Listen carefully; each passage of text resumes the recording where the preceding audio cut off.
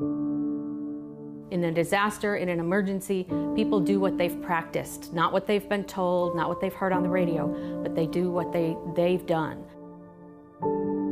In Oklahoma, danger can strike without warning. When faced with perilous, life-threatening circumstances, it's essential to be ready.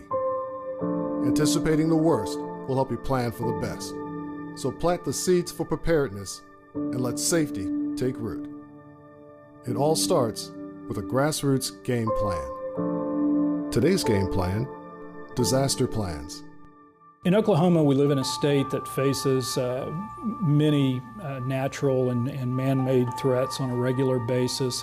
And if there's one thing every Oklahoman needs to have to ensure their own protection and protection of their family, it's a well-thought-out disaster plan.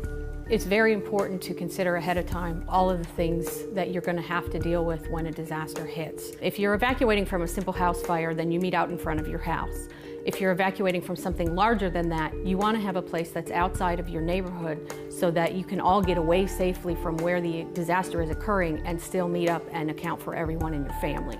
In the event of a snowstorm where there is a sustained power loss, people need to plan to shelter in place. And it will be a little more complicated because they don't have power. I would recommend that people have a generator so that they can power their home. They also need to be able to have enough clothing or blankets and things nearby to keep warm if there's no heat. We don't recommend people using their oven or stove to heat their home. And also people need to be very careful not using a generator in the house. So I think that the important thing for people to do during tornado season is to be very aware of possible weather. People need to make sure that they are prepared that day. Sometimes you don't have much notice with a tornado. The safest place in a home that doesn't have a storm cellar would be the innermost room, a room with no windows on the first floor and preferably away from an outside wall.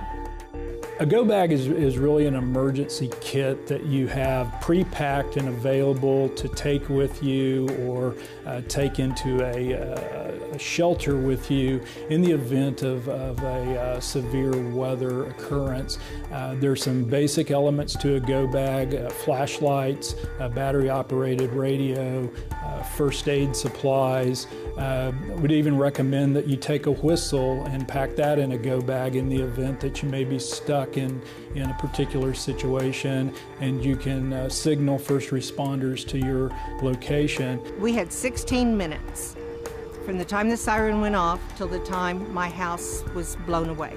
The only thing I wish I had done is pack at least a change of clothes for my husband and myself. It's also recommended that if you're on prescription medications that you ensure you've got a sufficient quantity of those in your go bag. In a disaster, in an emergency, people do what they've practiced, not what they've been told, not what they've heard on the radio. When danger strikes, be ready. Prepare your grassroots game plan today. A message from the Oklahoma State Department of Health.